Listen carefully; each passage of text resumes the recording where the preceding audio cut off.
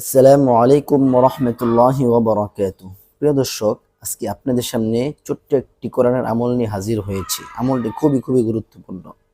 যদি কাউকে, কোনো ব্যক্তিকে কোনো বিষাক্ত সাপ অথবা বিষাক্ত কোনো প্রাণী কামড় দেয়, তাহলে ওই বিষাক্ত বিষটা নামানোর জন্য আপনারা ডাক্তার কবিরাজের কাছে যান বা অনেক দৌড়াদৌড়ি করেন।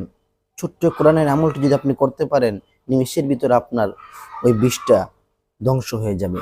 কোরআনের এই আমলটি জানার পূর্বে যারা আমার চ্যানেলটিতে নতুন আসছেন, চ্যানেলটি সাবস্ক্রাইব করে সাথে থাকবেন।